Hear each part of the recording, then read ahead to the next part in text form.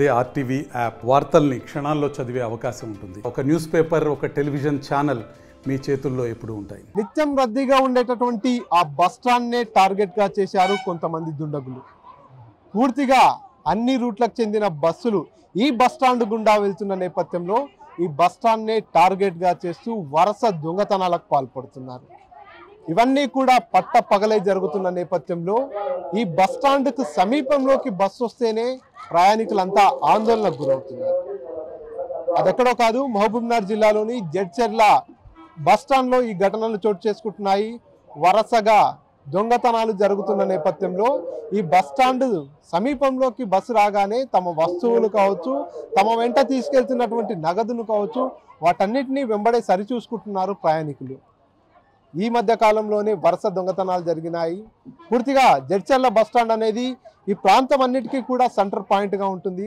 నాగర్ కర్నూలు కావచ్చు, నారాయణపేట కావచ్చు, ఇతర ప్రాంతాల నుంచి వెళ్ళేటటువంటి బస్సులన్నీ కూడా ఈ బస్ స్టాండ్ మీదుగానే వెళ్తాయి. ఇతర రాష్ట్రాల్లో ఉన్నటువంటి కర్నూలు కావచ్చు, రాయచూరు కావచ్చు, ఆ ప్రాంతానికి వెళ్ళేటటువంటి బస్సులన్నీ కూడా జడ్చర్ల బస్ స్టాండ్ మీదుగా వెళ్తున్న నేపథ్యంలో జడ్చర్ల బస్ స్టాండే తమకు సరైన ప్రాంతంగా, అనువైన ప్రదేశంగా కొంతమంది కేటుగాళ్ళు ఇక్కడే కాపు కాచి ప్రయాణికుల బ్యాగులన్నింటినీ కూడా చోరీ చేస్తున్నటువంటి పరిస్థితి. ఈ నేపథ్యంలో పోలీసులు కావచ్చు, అధికారులంతా కూడా ఈ దొంగతనాలను నివారించేందుకు చర్యలు చేపడుతున్నటువంటి పరిస్థితి.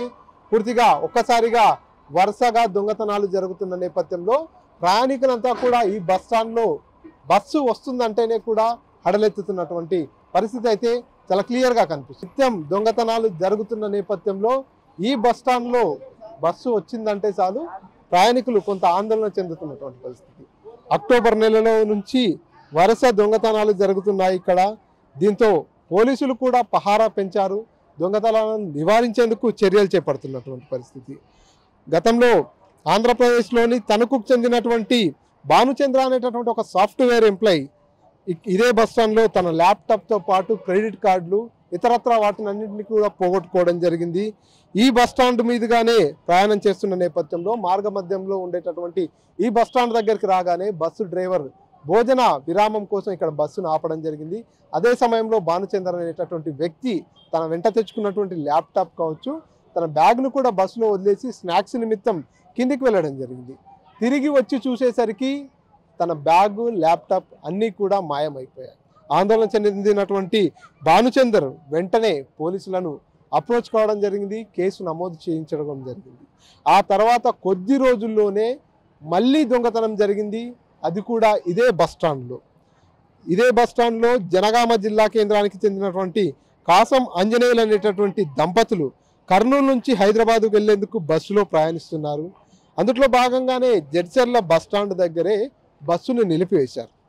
దీంతో ఆ దంపతులు ఇద్దరు కూడా భోజనం నిమిత్తం తమ బ్యాగ్ని బస్సులో ఉంచి భోజనానికి వెళ్ళారు. భోజనం చేసి తిరిగి వచ్చి బస్సులో ఎక్కి చూడగా ఎక్కడా కూడా తమ బ్యాగ్ కనిపించలేదు. దీంతో దంపతులు ఇద్దరు కూడా షాక్కు గురయ్యారు. తమ బ్యాగు చోరీ అయిందని గుర్తించి పోలీసులకు సమాచారం అందించారు. 9 తులాల బంగారంతో పాటు కొంత నగదును పోగొట్టుకున్నట్టుగా ప్రయాణికులు ఎవరైతే కాసం ఆంజనేయులు దంపతులు కూడా ఫిర్యాదు చేసినటువంటి పరిస్థితి. ఈ ఘటన జరిగిన కేవలం 2 రోజుల వ్యవధిలోనే మళ్ళీ దొంగలు పంజా విసిరారు. మరో దొంగతనం ఇదే బస్ స్టాండ్లో జరిగింది. దాదాపుగా 3,69,500 రూపాయలని పోగొట్టుకున్నటువంటి ఘటన కూడా ఇక్కడే చోటు చేసుకుంది. నాగర్ కర్నూలు జిల్లా తిమ్మాజిపేట మండలానికి చెందిన పావని అనేటటువంటి యువతి ఇటు నుంచి తమ పొలాన్ని అమ్మిన తర్వాత వచ్చిన డబ్బులతో హైదరాబాద్కు వెళ్లేందుకు వచ్చారు. ఇక్కడ ఏదైతే ఇదే బస్ స్టాండ్లో నగదు బ్యాగుని వారి సీట్లో పెట్టి బస్సు దిగింది ఆమె. మళ్ళీ బస్సు ఎక్కి చూసేసరికి బ్యాగ్ మాయమైపోయింది. సో మొత్తం ఈ ఘటనలన్నీ చూస్తున్నట్టయితే ఈ బస్ స్టాండ్లో భోజన విరామ సమయంలోనే దొంగతనాలు జరిగినట్టుగా చాలా క్లియర్గా తెలుస్తుంది. ఈ ప్రాంతం అనేది హైదరాబాద్కు కావచ్చు, మిగతా ఈ ప్రాంతాలు ఏవైతే ఉన్నాయో కర్నూలు, రాయచూరు, నారాయణపేట, నాగర్ కర్నూలు, మహబూబ్నగర్ వీటన్నిటికీ కూడా కొంత సెంటర్ పాయింట్గా అవుతున్న నేపథ్యంలో డ్రైవర్లంతా కూడా ఇక్కడ బస్సులను ఆపుతున్నటువంటి పరిస్థితి. భోజన విరామం నిమిత్తం ఇక్కడ బస్సులను ఆపుతున్న నేపథ్యంలోనే వరుస దొంగతనాలు అవుతున్నాయి. వరుస ఘటనల నేపథ్యంలో పోలీసులు అప్రమత్తమైపోయారు. పోలీసుల వెహికల్ని కూడా ఈ దొంగతనాల అనంతరం ఇక్కడే ఏదైతే బస్ స్టాండ్లోనే నిలిపివేస్తున్నారు. పోలీసుల పికెటింగ్ కూడా కొనసాగుతుంది. ఎందుకంటే ఇటువంటి ఘటనలు, దొంగతనాలకు సంబంధించినటువంటి ఘటనలు వరుసగా అవుతున్న నేపథ్యంలో మళ్ళీ ఇటువంటి ఘటనలు పునరావృతం కాకుండా ఉండేందుకు, దొంగతనాలను నివారించేందుకు పోలీసులు కూడా ఇక్కడ పహారా కాస్తున్నటువంటి పరిస్థితి.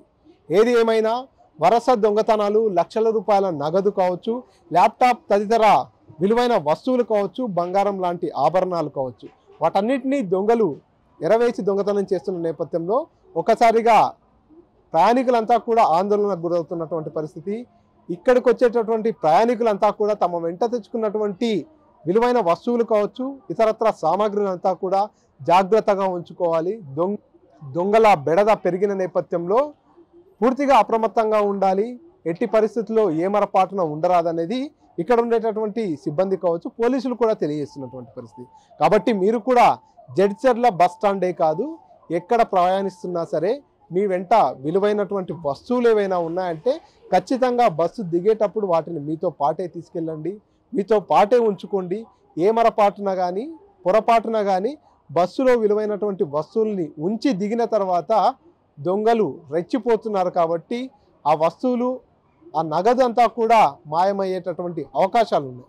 కాబట్టి ప్రయాణికుల అప్రమత్తతో పాటు అధికారులు కూడా ఇంకొంత వీటిపై ఫోకస్ చేయాలి. దొంగతనాల నివారణకు ప్రయత్నించాలి.